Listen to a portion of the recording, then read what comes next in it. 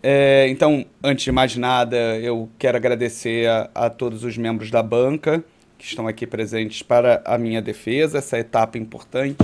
Então, é muito bom contar com esses profissionais gabaritados para poder auxiliar a gente no processo acadêmico. Então, um agradecimento especial ao professor Pedro Espínola, ao professor Francisco Rômulo, à professora Larissa Campos e à professora Maria Gabriela pela disponibilidade de estar aqui presente e o meu agradecimento expresso pela continuidade dos últimos quase 5 anos, né? A minha orientadora Moema por todo o carinho e toda a atenção que dispendiou para mim nesse tempo. E agradecer aos meus convidados que estão aqui presentes no atual momento, né? Para poder ver essa conclusão de ação, né? De trabalho.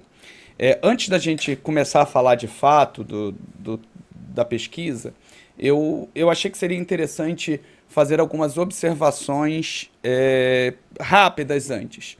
Antes de mais nada, citar algumas das transformações que a pesquisa passou, porque quando eu entrei para o programa, quando eu entrei no doutorado, a ideia era bastante diferente. Eu acho que seria interessante para a banca ter conhecimento sobre isso. A gente tinha um escopo muito maior, onde eu me colocava na perspectiva de analisar vários canais de pesquisadores de outras ciências, de dentro da história e de pessoas não dentro da ciência, para poder verificar e fazer uma comparação entre eles. Só que a gente percebeu que seria um exercício hercúleo e acabou fazendo um burilamento durante todo o processo até chegar ao recorte que nós trabalhamos e que vocês leram. E também a gente fez uma alteração metodológica, que originalmente a gente ia trabalhar com análise do discurso e depois chegou à conclusão de que seria mais interessante trabalhar com análise fílmica do Marc Ferrot, né? Eu queria também descrever aqui algumas das dificuldades que a gente teve durante esse trabalho. Primeiro, antes de mais nada, falar que durante toda a confecção do trabalho, eu estive em sala de aula em escolas de 35 a 40 horas, o que acabou impactando o horário da dedicação para essa tese, redobrando essas dificuldades, eu acho que faz parte, né? Em contraposição, eu acho que estar dentro de sala de aula sempre me alimentou muito enquanto pesquisador, porque eu via no contato com o aluno, com o adolescente, o quanto ele está dentro das mídias sociais e o quanto esse tipo de trabalho que a gente faz de análise é importante. Esse trabalho que a gente conclui também, ele tem uma multiplicidade de temas muito grandes, que eu tive que trabalhar com história da tecnologia, com história da ciência, com a conjuntura da produção, com a conjuntura da Segunda Guerra. Então, a confluência de temas foi um desafio a ser encarado. Assim como uma multiplicidade de bibliografia, porque eu tive a minha bibliografia da tese e eu tive a bibliografia dos vídeos do Nerdologia, e o Felipe Figueiredo praticamente não repete livros no decorrer dos vídeos, né? Ele repete bem pouco. Por fim, falar que a gente teve inúmeras tentativas de contato com o Felipe Figueiredo. Seria interessante para o nosso trabalho que a gente tivesse acesso ao AdSense, a alguns dados que o YouTube disponibiliza só para quem é produtor de conteúdo, e colaboraria para o nosso trabalho, mas isso foi inviável, em nenhuma das maneiras foi frutífera, e eu tentei diversas, né? Por uma perspectiva pessoal, eu queria dizer que esse trabalho ele tem absolutamente muito de mim. Eu estou muito satisfeito com o resultado final em termos de entrega. Brincando dentro da cultura pop, que é algo que está tão dentro do trabalho, né? Esse trabalho, essa tese, ela tem muitos easter eggs sobre minha própria perspectiva, minha própria vida. Então, assim, o fato de eu ter conseguido conceitualizar e mapear a história do conceito de ser nerd, por isso que eu trago a personagem original lá do Dr. Seuss para ilustrar a nossa apresentação. Então, assim, eu acho que eu consegui me doar muito e me refletir muito nessa pesquisa. Isso foi algo muito importante para mim. Eu estou muito dentro do produto final. Em termos de objetivos acadêmicos, eu acho que também conseguimos alguns êxitos, porque a proposta inicial do trabalho seria lançar um olhar acadêmico sobre a produção de vídeos do YouTube, tentando extrair algumas informações dele para a academia. Eu acho que eu demonstrei, e como vamos falar nessa defesa, eu demonstrei uma urgência do período pós-pandêmico, bem como do período de político que a gente vive nacionalmente e internacionalmente, de como as mídias sociais se tornaram um fronte de batalha para disputas entre versões antagônicas, inclusive versões falaciosas, negacionistas. Então, a academia não pode deixar de observar o que está sendo produzido nesses meios. Então, eu acho que eu colaborei cientificamente para a academia, tentando fazer esse gesto de lançar esse olhar para a internet. Então, nesse sentido, os objetivos acadêmicos eles se inclinaram para serem resolvidos, né? Entrando um pouco mais já dentro do trabalho, só citar as minhas três principais é, afiliações teórico-metodológicas. Nós trabalhamos com a ideia de história pública, história digital, percebendo a divulgação científica como parte dessa história pública. Então, eu trabalhei com autores como Marta Rovail, como Marieta de Moraes Ferreira, como Sérgio Noiré, outros autores para falar de história pública e história digital, entendendo a web como um local onde a história está sendo viva e está sendo praticada e interativa, e por uma percepção de interatividade com todas as pessoas. Trabalhei com a percepção de história do tempo presente, eu vou esmiuçar isso um pouco melhor, mas a partir da perspectiva de Bedárrida e entendendo a história do tempo presente como uma história inacabada, a partir de Carlos Fico, Marieta de Moraes Ferreira também, delimitando a história do tempo presente como a experiência do tempo vivido. E em relação à metodologia, eu trabalho com a proposta do Marc Ferrot de entender cada um dos vídeos como um filme em si, tentando lançar esse olhar acadêmico sobre ele, né? E aí a gente começa a falar um pouco mais sobre a tese em si, né? É, o primeiro capítulo da tese, eu proponho um debate inicial entre a percepção de técnica e a percepção de tecnologia, a partir dessa ligação acadêmica da ciência com a tecnologia, e propondo também uma perspectiva decolonial baseado no olhar do pesquisador Yuki Howe, né, para a gente poder trabalhar com o conceito de cosmotécnica. Perdão.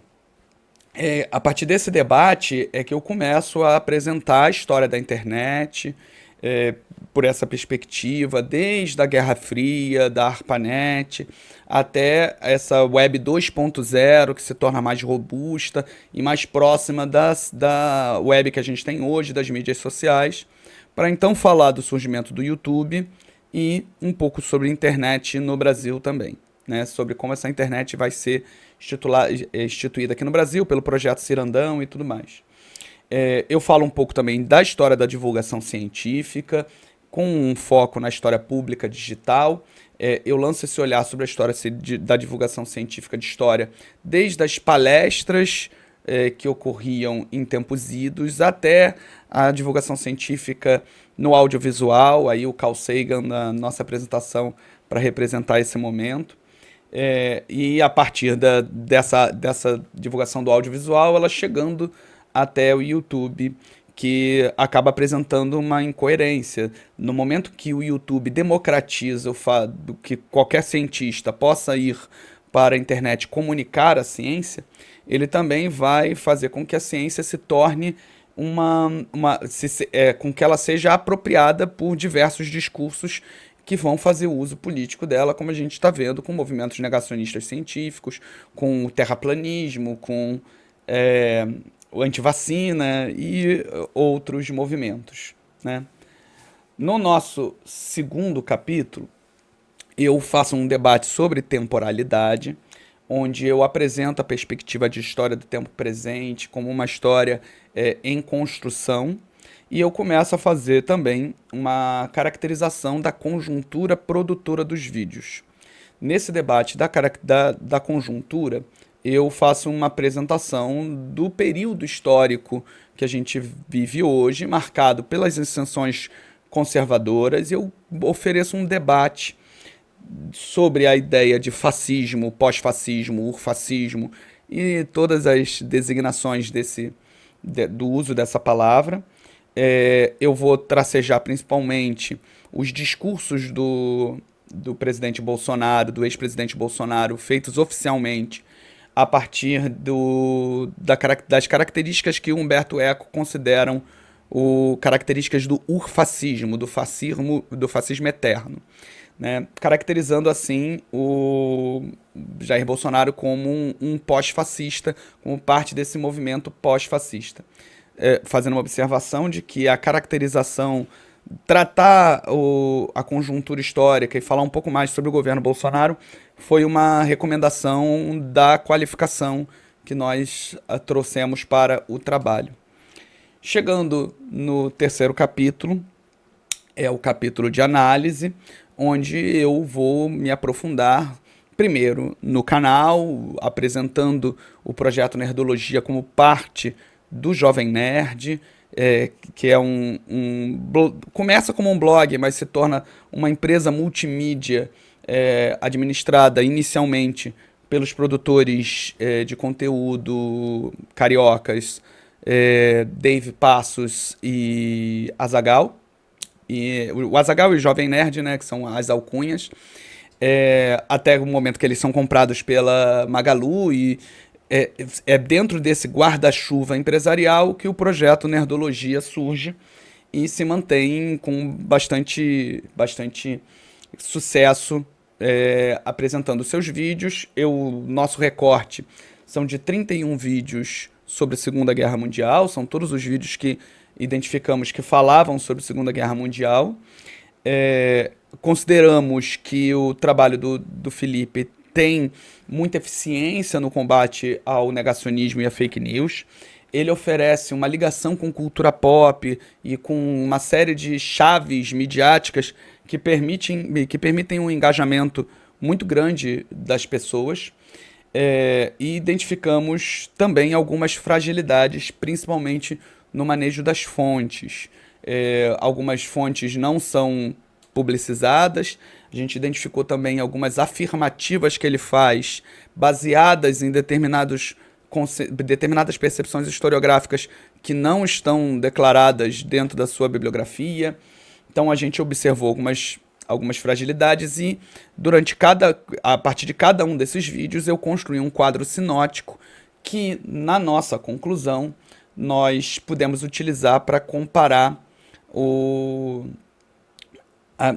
fazer algumas comparações extraindo alguns dados sobre ideias, sobre quantas pautas, que tipo de técnica ele deve usar para poder escolher a pauta, se está ligado à data, se é uma efeméride, se está ligado a um lançamento de filme, como esse vídeo se coloca em termos de visualização. E conseguimos perceber algo interessante, que é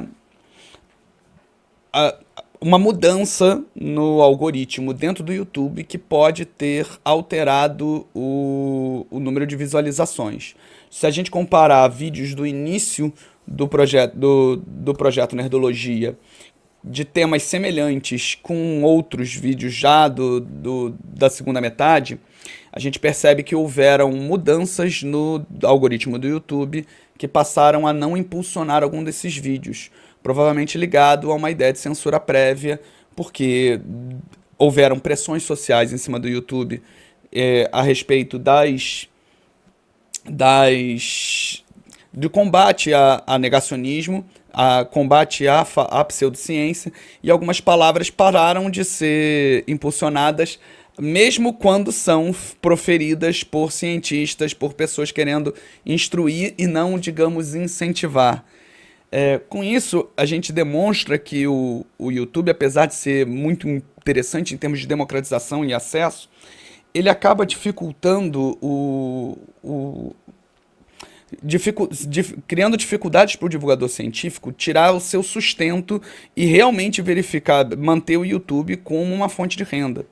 Originalmente, a história pública ela também tem essa perspectiva sobre mercado de trabalho, e dentro dessa nossa perspectiva, a gente conclui que apesar de existirem youtubers que conseguiram um relativo sucesso, é um terreno bastante instável para que o historiador autônomo busque a sua sustentação.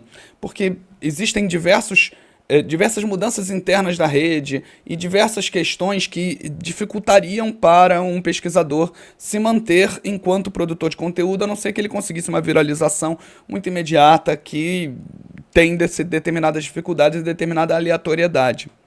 O projeto do Nerdologia, como estava dentro de uma empresa maior, que é a Magalu e que é o Jovem Nerd, ele nunca teve necessariamente uma opção de lucratividade, fazendo com que ele se tornasse de sucesso. Dentro dessa perspectiva, a nossa proposição final, a nossa percepção final é de que a divulgação científica de história, que a história pública, ela precisa estar, ela preferencialmente deve estar dentro dos programas das universidades, dentro da concepção do tripé universitário, ocupando a perspectiva de extensão. Então, eu acredito que seria que a gente precisa, que a academia precisa estar na rede social e que o historiador autônomo tem dificuldades de se manter dentro dessa posição. Por isso, a nossa defesa é de que os institutos de história, os institutos científicos, passem a ter os seus próprios canais de comunicação, veiculando assim a divulgação científica e até a produção acadêmica dentro dos seus próprios, abrindo as suas paredes, abrindo as suas portas para as redes sociais e assim comunicando o que está sendo produzido no meio acadêmico e popularizando a ciência com uma efetividade maior. Não sei se eu consegui me ser tão claro. As apresentações possuem uma característica de nervosismo, uma característica de, de dificuldade mesmo por estar na posição de defensor, digamos assim, de apresentador desse trabalho, mas eu espero ter apresentado da melhor maneira possível e estou à disposição de todos.